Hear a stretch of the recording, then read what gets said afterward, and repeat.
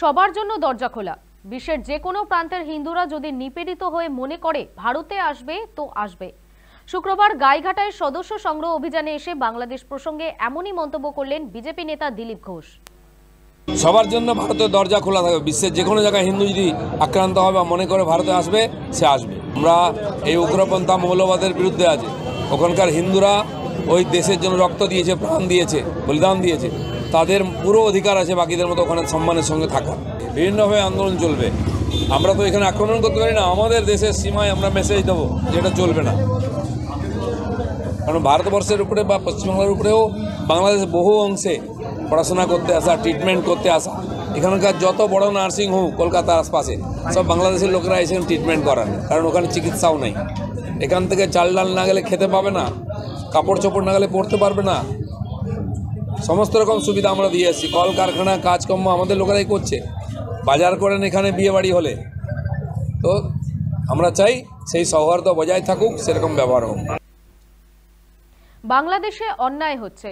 Nobel শান্তি পুরস্কার পাওয়া ইউনুস গত 90 দিন ধরে যেভাবে সরকার চালাচ্ছেন তা সম্পূর্ণ বেআইনি। নোবেল কমিটির এই মুহূর্তে মোহাম্মদ ইউনুসের নোবেল পুরস্কার ফিরিয়ে নেওয়া উচিত। বাংলাদেশ প্রসঙ্গে কড়া মন্তব্য বিজেপি সাংসদ অভিজিৎ গঙ্গোপাধ্যায়ের। অত্যন্ত অন্যায় হচ্ছে বাংলাদেশে। বাংলাদেশ সরকার এই নিয়ে বিশেষ কিছু করছে বলে মনে হচ্ছে না, প্রথম। দ্বিতীয় হচ্ছে, এই যে ইউনুস, ইনি নোবেল শান্তি পুরস্কারের জন্য একটা নোবেল শান্তি পুরস্কার পেয়েছিলেন। আমার মনে হয় এই ইউনুস যেভাবে বাংলাদেশকে গত প্রায় 90 দিন ধরে চালাচ্ছেন, একটা সম্পূর্ণ বেআইনি সরকার চলছে। কারণ তাদের প্রধানমন্ত্রী পদত্যাগ করেননি এখনও, সে তিনি যেখানেই থাকুন। এবং যেভাবে তার ওই একটা অস্থায়ী সরকার মতো তিনি গঠন করেছেন, তার হেড হয়েছেন, তাতে যেভাবে অন্য ধর্মের ওপর, বিশেষত হিন্দু ধর্মের ওপর যে আক্রমণ চলছে, তাতে আমি মনে করি নোবেল কমিটির এই মুহূর্তে তার নোবেল পুরস্কার ফিরিয়ে নেওয়া উচিত। আপনারা হয়তো আমায় জিজ্ঞেস করতে পারেন যে নোবেল কমিটির এই রুল আছে কিনা। আমি বলতে পারবো না, কিন্তু একটা সাধারণ রুল আছে যে কোনো কর্তৃপক্ষ যদি কোনো একটা কাজ করতে চান, করার ক্ষমতা থাকে, তাহলে তার সেই কাজ নাকচ করারও ক্ষমতা থাকে। সেই প্রিন্সিপালের ওপর ভিত্তি করে আমি দাবি করছি নোবেল কমিটি এই মুহূর্তে ইউনুসের নোবেল পুরস্কার ফেরত নিয়ে নিক। ক্রমেশ ব্যাপারটা বোঝা যাবে। আন্তর্জাতিক পরিস্থিতি সবাই নজর রাখছেন, সব দেশ, এবং এই অসভ্যতা চলতে পারে, প্রথম। দ্বিতীয় হচ্ছে, যাকে অ্যারেস্ট করা হলো প্রথম দিন, তাকে অন্যান্য সাধারণ অপরাধীদের সঙ্গে রাখা হয়েছে। কোনো সভ্য দেশে এরকম হয় বলে আমি শুনিনি। এরা যে কোনো সময়, কালকে আমাদের এখানে যিনি ইসকনের আছেন, তিনি আশঙ্কা প্রকাশ করেছেন যে তাকে যে কোনো সময় মেরে ফেলা হতে পারে, চিন্ময়ানন্দ।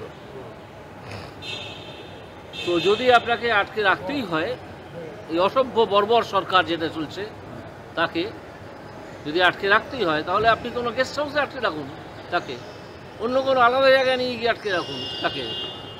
যখন আদবানিকে অ্যারেস্ট করেছিল বিহার সরকার, আপনাদের অনেকেরই হয়তো মনে আছে, আমাদের লালকৃষ্ণ আদবানিকে রথযাত্রা নিয়ে, তখন তাকে তো একটা গেস্ট হাউসে রাখা হয়েছিল। এরকম অনেক ক্ষেত্রে হয়। আপনারা এতই অসভ্যতা করছেন হিন্দু ধর্মের বিরুদ্ধে যে এই যিনি স্বামী চিন্ময়ানন্দ দাস, চিন্ময় কৃষ্ণ দাস, তাকে সাধারণ অপরাধীদের সঙ্গে আটকে রেখেছেন। এই ঝুঁকি আপনারা নিচ্ছেন। আপনারা জানেন এর ফল কি হতে পারে।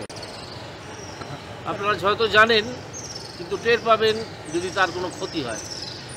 এবং হিন্দুদের ওপর এই আক্রমণ আমি তীব্র নিন্দা করছি। এবং যারা এই আক্রমণ চালাচ্ছেন, তারা জেনে রাখুন পৃথিবীর বিভিন্ন দেশে তাদের ধর্মীয় সম্প্রদায়ও আছে, তারা মিলেমিশে থাকে, যেমন আমাদের ভারতবর্ষ। একটা অসভ্য গভর্নমেন্ট, যারা আদৌ গভর্নমেন্টই নয়, একটা গুন্ডামি চলছে।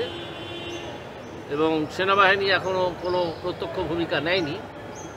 যদি অনেকে আশঙ্কা করছেন যে একটা সেনা অভ্যুত্থান হয়ে যেতে পারে যে কোনো সময়, আমি জানি না হবে কি হবে না, সে হোক বা নাই হোক, তাদের কাছ থেকে আমরা এর চেয়ে আর কি বেশি প্রত্যাশা করব। একজন স্টেটের হেড যিনি নোবেল শান্তি পুরস্কার পেয়েছেন, তিনি এটাকে সামলাতে পারছেন না। যদি না পারেন তো ছেড়ে দিন, আর তার নোবেল পুরস্কারটা খারিজ করা হোক, কেড়ে নেওয়া হোক।